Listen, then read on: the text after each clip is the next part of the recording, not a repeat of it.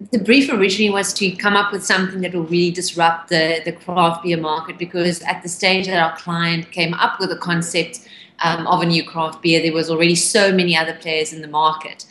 So to the guys, it was pretty much an open brief, although the client have already started doing some thinking around the name. Some of the inspiration for the guys came from the fact that, the Garagista is a bit of a rebel, and the fact that it, is something that think differently about things. And they definitely knew from the beginning that the brand would have to also bring this ethos to life. Our client's actually Steve Miller. I'm sure a lot of the industry would have worked with him before. Had a great tenure at SAB and also worked on Entice Beverages. He named the craft beer Garagista. He's actually a bit of a motor racing nut. And Garagista actually refers to sort of the upstarts in the motor racing industry who actually went against the grain, and they started actually building cars from their garages, in a sense that really spoke to this rebellious spirit that Lian refers to. And he said, how do I take this to market and get noticed in a very, very cluttered space? And it all started with an insight with the target market. We all know that craft beer is really, really popular with hipsters, but we also know about hipsters, they want what is not readily available. And it almost becomes a sign of status to find things that other people can't. So we had this idea of actually telling the target market, the hipsters, that this craft beer wasn't for them, which was actually really, really piqued their interest and got them engaging with the campaign, which was a lovely insight and a brave insight for a market to embrace.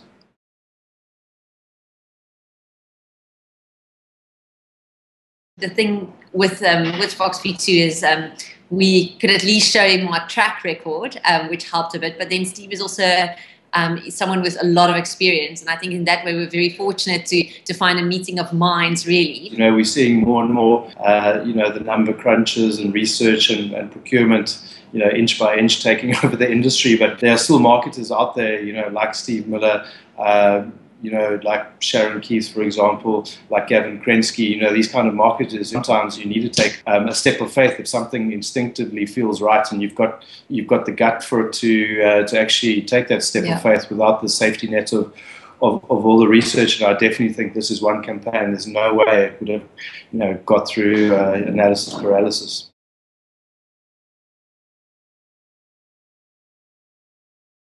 The greatest result really was the fact that their campaign became so famous all over the world, and that it really went viral. I think people often these days talk about wanting things to go viral, and it is really an impossibility to plan for. It really is, at that moment in time, is something trendy enough actually to be picked up. And a great surprise for us was the fact that this insight not only resonated in the South African market, but across the globe, and that it spread across markets so easily. This is the world map and all the countries. There's about 5 or 6 countries in the world where it wasn't actually viewed. And out of 195 countries in the world, the video was viewed in 169 countries.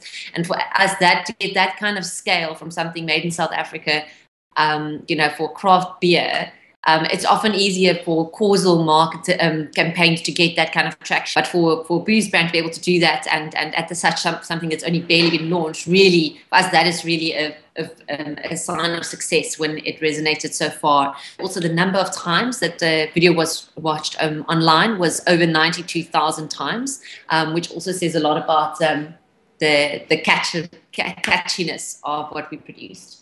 The video was viewed almost 95,000 times over the 7 months that the campaign ran. The video was launched on the 23rd of May, and since then it started reaching a peak of absolutely going viral within the first month. The amazing thing to see we spent 10,000 Rand basically on seeding and achieved an online reach of 80 million. And it's one thing, spouting out figures like that, but another thing has been to see the demand for Garagista, not just within South Africa, but actually worldwide.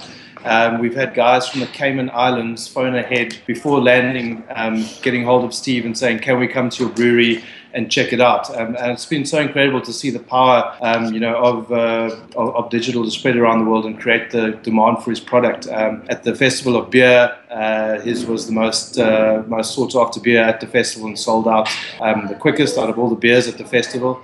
And it's just going from strength to strength. He's in talks with some Nando's now to stock the beer there.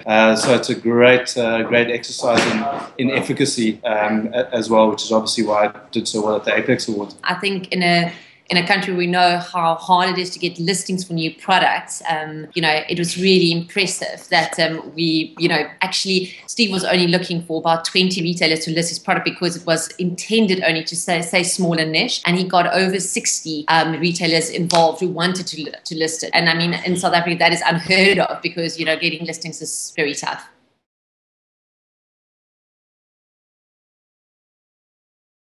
We saw the demand, and I think it's a great thing having a relationship with the marketer like we do with Steve. We actually said, how can we get involved quite far upstream this next campaign?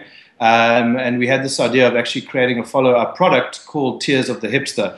And we actually helped design the beer with Steve, where we created a somewhat bitter taste. It comes from the zest, I'm told. So we actually became involved with the product development itself, and we created a wonderful label that said Tears of the Hipster on the beer itself, and you can see the illustration of that. And it was one of the reasons I firmly believe why I did so well at the Festival of Beers, because we created all this hype around it, and also won an award at the Festival of Beer for the most innovative product. So it's a fantastic example of winning trust with a client, and then them involving you very high upstream, even in product development, which is I think where we all need to be thinking nowadays.